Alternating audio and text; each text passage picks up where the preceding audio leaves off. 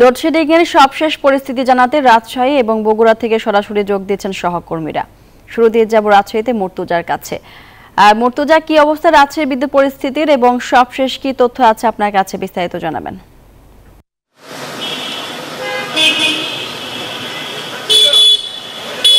মাহমুদ আমনি, ধন্যবাদ আপনাকে। রাজশাহী বিভাগের 8 জেলায় কিন্তু তীব্র লোডশেডিং চলছে, জনজীবনে দুর্ভোগ নেমে এসেছে, পাশাপাশি শিল্প উৎপাদন এবং কৃষিতে যে শেষ ব্যবস্থা সেখানেও কিন্তু ব্যাঘাত ঘটেছে। ফলে সর্বক্ষেত্রে কিন্তু দুর্ভোগ দেখা দিচ্ছে। যারা শিল্প মালিক রয়েছেন তারা বলছেন যে তাদের উৎপাদন ব্যাহত হয়, শ্রমিকদের ভর্তুকি থেকে কিন্তু বেতন পরিশোধ করতে হচ্ছে,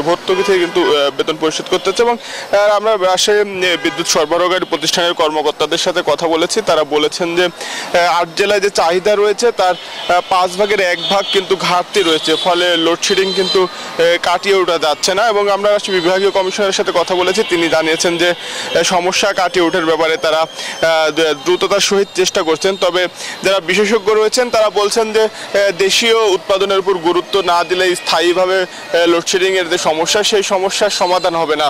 এই ছিল রাজশাহী থেকে সর্বশেষ। বগুড়া থেকে আরো খবর জানাচ্ছেন সহকর্মী আব্দুল সালাম বাবু। আমরা যাচ্ছি বাবুর কাছে।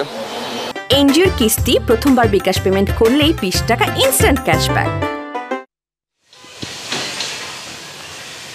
মুর্তজা, রাজশাহীর মতো বগুড়াতেও একই অবস্থা। লোডশেডিং এ বিপর্যস্ত জনজীবন, এর সাথে উৎপাদন ব্যাহত হচ্ছে কলকারখানাগুলোতে। আমরা রয়েছি বগুড়া শহরের বেসিক শিল্প কারখানা এলাকায়, যেখানে সকাল থেকেই কর্মচাঞ্চল্য মুখর হয়ে ওঠে এই এলাকার বিভিন্ন শিল্প কলকারখানা। আপনাকে জানিয়ে রাখি যে বাংলাদেশে ফাউন্ডার শিল্পর যোগানদাতা কিন্তু বগুড়ার বেসিক শিল্পনগরী, এবং কৃষি যন্ত্রাংশের যে চাহিদা তার 70 ভাগেরও বেশি পূরণ করে থাকে বগুড়ার বেসিক শিল্প কারখানা সহ বিভিন্ন কলকারখানা।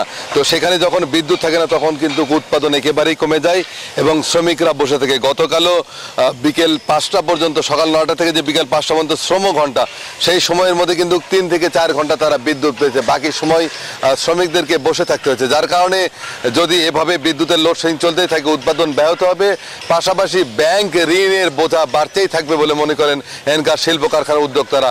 যে কারণে নিয়মিত বিদ্যুৎ সরবরাহের দাবি তাদের। এই ছিল বগুড়াতে সর্বশেষ।